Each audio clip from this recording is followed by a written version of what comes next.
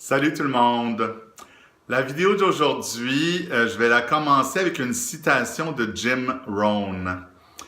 J'espère que vous connaissez déjà Jim Rohn. Si ce n'est pas le cas, je vous invite à aller voir de ses vidéos, surtout de ses audios et ses livres. C'est un homme d'affaires qui, par le marketing de réseau et puis ensuite par la croissance personnelle et le développement des affaires, est devenu millionnaire. Il est décédé aujourd'hui, mais son legs continue d'aider beaucoup de gens, dont moi, entre autres. Alors, la citation qu'il a dit, je vous l'ai dit tout d'abord en anglais, c'est « Formal education will make you a living, but self-education will make you a fortune. » Alors, en français, ça dit que l'enseignement académique, l'école, va vous permettre de gagner votre pain, de gagner votre vie, mais que c'est l'éducation personnelle, donc le développement personnel qu'on fait après l'école qui va vous permettre d'accéder à une fortune. Quand on va à l'école, il faut aller à l'école, hein? Ne pensez pas que je vous dis qu'il ne faut pas aller à l'école, au contraire. Mais quand on va à l'école, on a l'impression qu'une fois qu'on va avoir le diplôme, on va décrocher un emploi dans le domaine qui nous intéresse, et puis par la suite, on va faire de l'argent, plus d'argent encore. Il y a des gens qui ont un ou plusieurs diplômes, qui travaillent depuis plusieurs années et qui font peut-être un bon revenu, qui ont une bonne vie, qui gagnent bien leur vie, mais qui ne sont pas riches et que les opportunités ou les possibilités de devenir riches sont assez faibles. Alors, la fortune, elle ne vient pas nécessairement avec l'apprentissage académique, avec l'école. Ça nous prend quand même ça, le départ, l'apprentissage pour apprendre un métier, pour apprendre à faire quelque chose, peut-être à développer une passion. Mais ça prend d'aller plus loin pour aller accéder à une fortune. Alors, quand on parle à des gens qui ont fait beaucoup d'argent, ceux qui sont, disons, on va utiliser le terme millionnaire, ces gens-là, qu'est-ce qu'ils ont en commun? Une des choses qu'ils ont en commun, c'est justement que, au-delà de l'apprentissage scolaire qu'ils ont fait, ils ont continué d'apprendre et à se développer. Ils ont fait de l'éducation personnelle, donc du développement personnel, et c'est ce développement-là qui leur a permis de dépasser les barrières traditionnelles qui existent dans le monde du travail. Je suis entouré de gens qui travaillent de façon assez traditionnelle. J'ai beaucoup d'infirmiers, infirmières autour de moi, beaucoup de professeurs. J'ai quand même plusieurs gens qui sont gestionnaires de différents niveaux dans différentes entreprises. J'ai des gens qui sont performeurs, donc qui vont être soit chanteurs, chanteuses, conteuses, qui vont être musiciens. Alors ces gens-là, souvent, ils ont choisi de faire ces métiers-là plus par passion que par intérêt de devenir riche. Donc, un professeur, un performeur peut-être moins, quelqu'un qui est dans les arts a peut-être l'intention de devenir riche, mais surtout a l'intention de devenir très connu, très populaire. Et souvent, la richesse va venir avec ça, on s'entend. Dans les gens qui performent, très peu sont millionnaires. Très peu sont millionnaires. Et puis là, si je vous parle des professeurs et des infirmières, évidemment, très peu aussi sont millionnaires.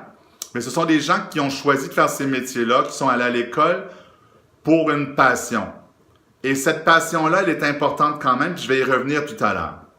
Donc, on ne va pas nécessairement à l'école pour devenir riche, mais on va à l'école pour apprendre quelque chose, faire un métier, et pouvoir se placer dans un monde de travail traditionnel, hein, des grandes entreprises.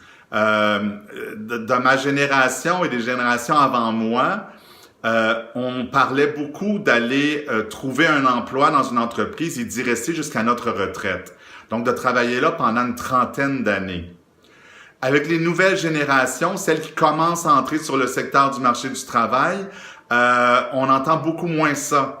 Les milléniaux, là, ceux qui ont commencé à envahir le monde du travail et qui vont vraiment prendre la majorité de cette place-là dans les 10 prochaines années, Ces gens-là, cette génération-là, ils n'ont pas envie d'avoir un patron, ils ont envie de décider de leur salaire, ils ont envie de décider combien de vacances ils ont. Donc, on va les retrouver souvent comme entrepreneurs, souvent à la pige. Ils vont travailler dans des entreprises, mais à la pige pour être capables d'être plus en contrôle de leur temps.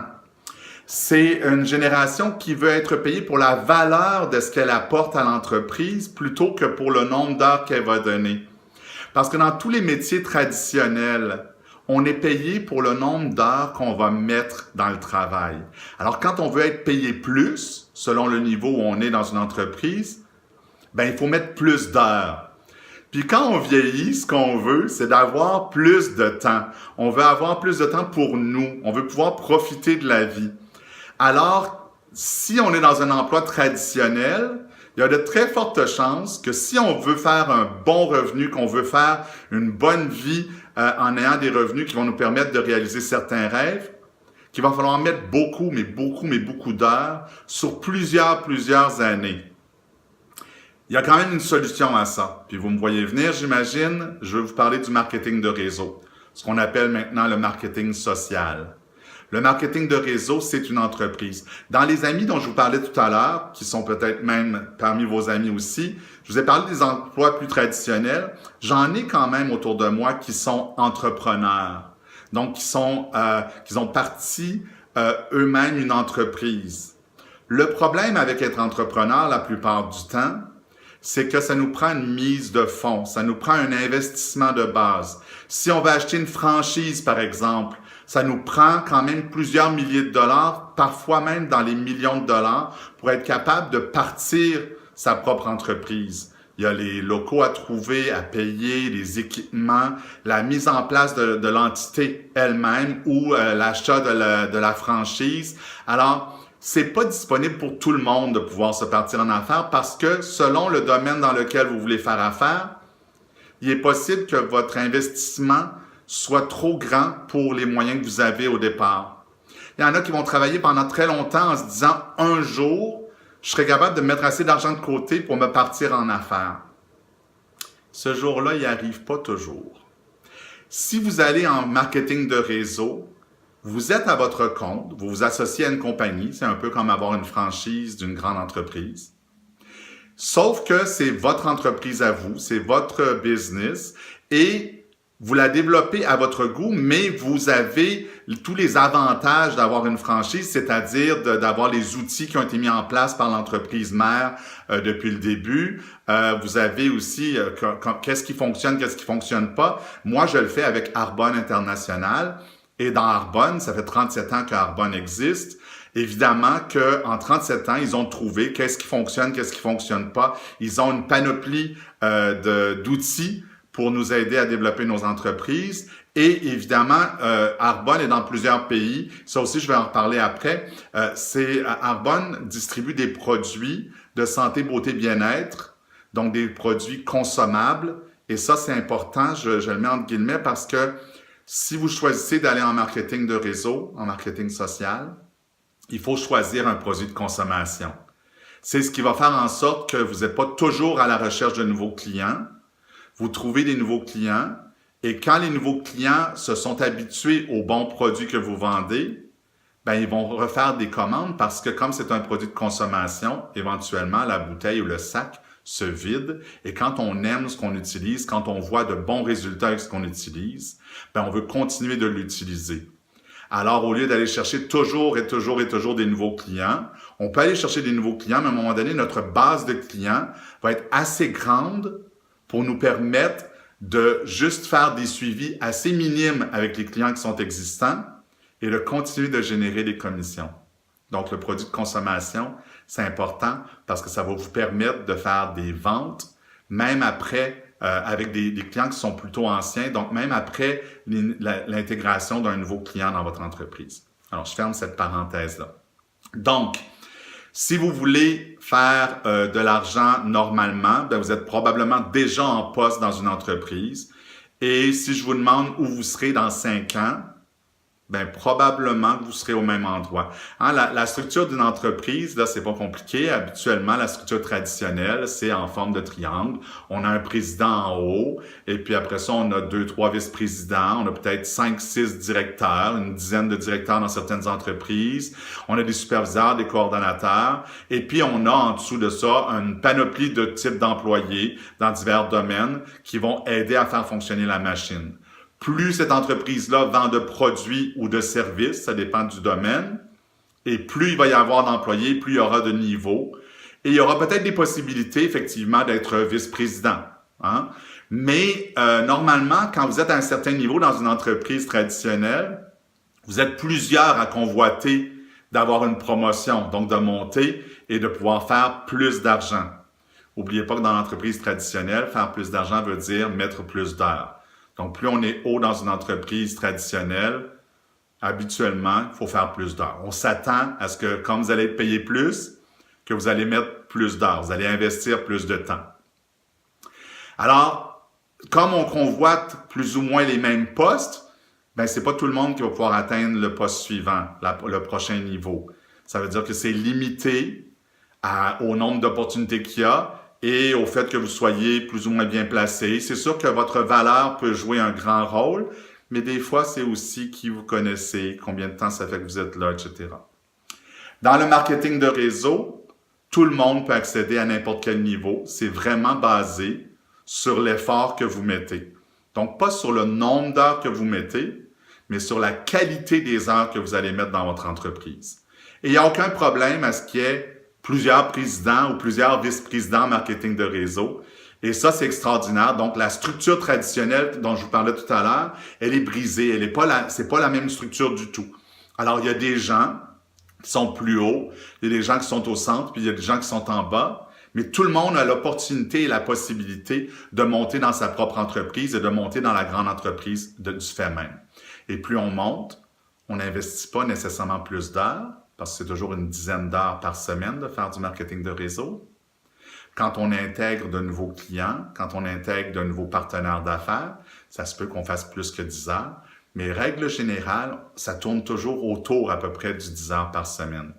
Et plus on monte de niveau, plus on va faire d'argent.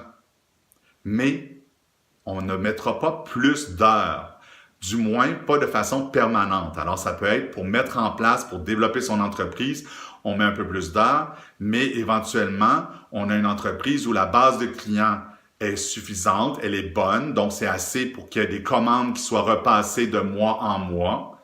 Alors, vous faites des commissions de base sur ces ventes-là qui reviennent, même si vous ne remettez pas autant d'heures sur l'acquisition de ces clients-là.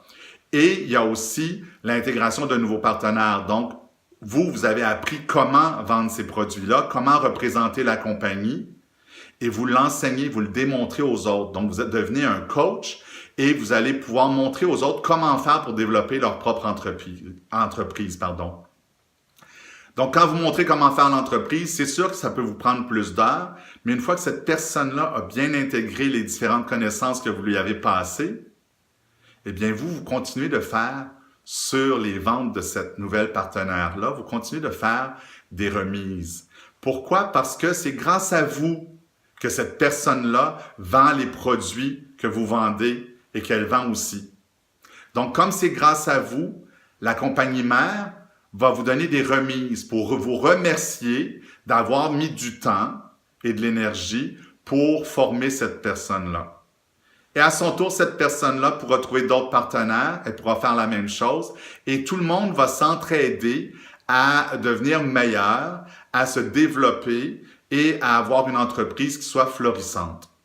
Et quand on a en place une bonne base de clients et une bonne base de partenaires d'affaires, même si chaque partenaire a sa propre entreprise, on a quand même des incidences positives entre les différentes entreprises. Donc, on a des remises sur ces gens-là. Donc, vos revenus vont beaucoup augmenter. Plus vous allez monter dans l'échelle et non seulement vos ventes vont grossir parce que les échelons sont déterminés par votre volume de vente, non seulement les ventes vont augmenter, mais votre pourcentage sur les ventes, votre pourcentage de remise va aussi augmenter. Ce qui fait que ça devient, à un moment donné, multiplié de façon assez intéressante. Et c'est là où vous pouvez faire plus d'argent que dans un emploi traditionnel. C'est là où vous pouvez commencer à faire des profits et non pas seulement un salaire. Dans l'entreprise traditionnelle, c'est un salaire. Donc, vous faites de l'argent quand vous mettez du temps. Dans l'entreprise d'entrepreneuriat, surtout celle de marketing de réseau, vous allez faire un investissement en temps, un investissement minimal pour partir l'entreprise au départ, parce qu'il va falloir que vous vous équipiez un peu avec les produits que vous allez vouloir distribuer. Dans le cas de Arbonne, en passant, on ne gère pas de stock et on ne gère pas la livraison. C'est une business, c'est une entreprise qui se fait à partir du web. Et donc, on prête, on partage des produits avec des gens autour de nous, des gens qu'on croise. Et une fois qu'ils sont intéressés par les produits, on les inscrit sur le site web et ils vont continuer de passer des commandes via leur compte dans votre site web et les livraisons se font directement chez eux. Donc, encore là, l'investissement initial est vraiment beaucoup plus bas que d'acheter une franchise de n'importe quelle entreprise. Alors, voilà comment ça fonctionne. Et éventuellement, pour ceux qui aiment beaucoup le travail qu'ils font pour une passion personnelle, je pense à mes infirmières et à mes professeurs, pour ces gens-là, ça vous permet de garder au départ votre emploi qui vous passionne, de le faire à temps plein, de faire le marketing de réseau à temps partiel, une dizaine d'heures par semaine, jusqu'à ce que ça devienne assez gros pour que vous puissiez faire le choix de continuer de travailler pour votre passion, mais peut-être à temps partiel, parce que là, ce sera plus nécessaire de le faire pour l'argent, mais bien seulement pour alimenter votre passion, pour continuer d'aider les gens. Ou vous pouvez choisir de maintenir et de faire grandir encore plus votre entreprise Arbonne, puis à ce moment-là, évidemment, vous allez pouvoir laisser tomber l'autre travail. Dans un cas comme dans l'autre, vous allez finalement récupérer du temps. Et je vous l'ai dit dès le début, pour moi, c'était ça qui était important, c'était de pouvoir être maître de mon temps. Alors, je suis prêt à mettre un investissement en temps pendant une période X pour être capable de bâtir cette entreprise-là. Puis par la suite, elle va pouvoir continuer de grandir sans que je mette plus d'heures. Je vais pouvoir même mettre un peu moins d'heures et pouvoir profiter de plus de temps disponible pour faire les choses que j'aime vraiment. Puis pour pouvoir avoir une plus grande liberté. Un petit bémol. Comme je vous ai dit, c'est une entreprise de marketing de réseau qui vous demande peu d'investissement, donc qui représente peu de risques. Beaucoup de gens qui commencent une entreprise de réseau vont laisser beaucoup trop facilement et beaucoup trop rapidement. Comme on n'a pas beaucoup investi dedans, les gens vont pas donner une chance à l'entreprise, à leur entreprise de vraiment démarrer correctement. Alors, si vous vous achetiez une franchise, disons que vous avez les moyens de vous acheter une franchise d'une grande chaîne, ben sûrement que vous diriez, je vais essayer cette avenue-là pendant au moins 1 an, peut-être même 3 ans, avant de décider si je continue ou si je laisse tomber. Alors, je vous dirais, le bémol avec le marketing de réseau, c'est que trop de gens commencent une entreprise sans la considérer comme une entreprise à part entière, et après 2-3 mois, ils se découragent, ils ne se font pas encore assez d'argent, ils n'ont pas encore bâti une grande clientèle, ni une grande équipe, et ils se découragent rapidement, et ils laissent tomber. Alors, c'est pour ça qu'en marketing de réseau, ceux qui continuent longtemps font beaucoup d'argent, mais il y en a beaucoup qui arrêtent rapidement et qui font évidemment pas beaucoup d'argent. Alors, ce que je vous dirais, c'est que le marketing de réseau, c'est votre entreprise, mais c'est une entreprise.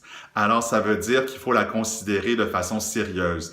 Faites comme si vous aviez investi 100 000 $ dans votre marketing de réseau. C'est pas ça que vous allez avoir investi.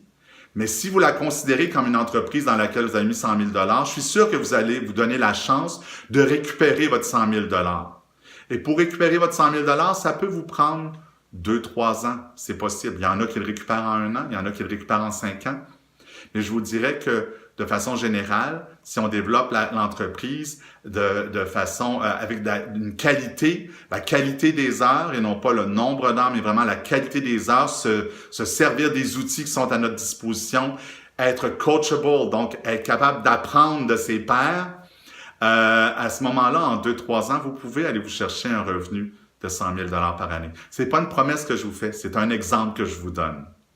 Alors, si vous êtes capable de garder votre motivation et votre détermination, que vous avez un peu une fibre entrepreneuriale, eh bien, je vous dirais que le marketing de réseau, c'est vraiment extraordinaire.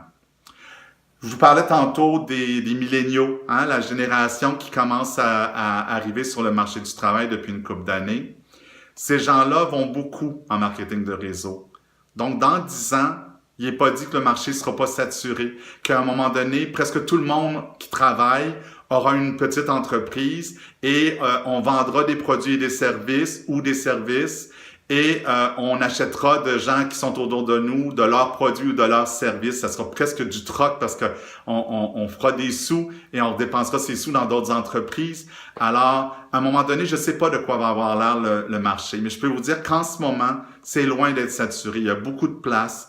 L'entreprise traditionnelle, malheureusement, elle va finir par beaucoup diminuer parce que les nouvelles générations n'ont pas envie d'aller travailler dans les grandes entreprises pendant plusieurs années et surtout de donner 50 heures par semaine, plus le voyagement et tout le reste.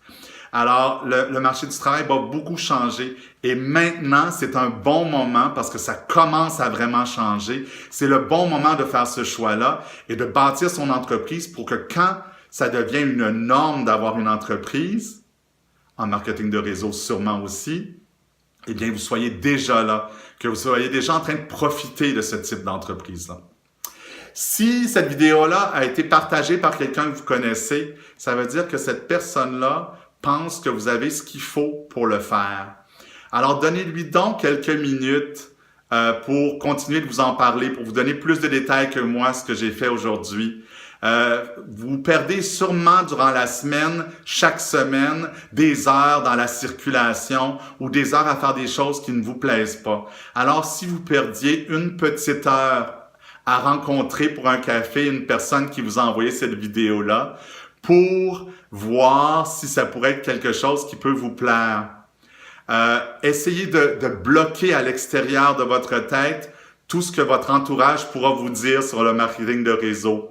Je vous le dis, moi, je le fais depuis 3 ans et il y a beaucoup de connotations très négatives qui sont pas du tout justifiées, qui viennent souvent de gens qui n'ont jamais fait de marketing de réseau ou qui en ont fait, mais qui n'ont pas maintenu le cap, qui n'ont pas utilisé les outils correctement, qui n'ont pas eu la bonne détermination pour développer une entreprise et qui ont laissé tomber. Alors, ces gens-là, évidemment, ils ont une expérience aigre, mais elle vient plus de la façon qu'ils ont fait l'expérience que qu'est-ce que l'expérience vaut en elle-même.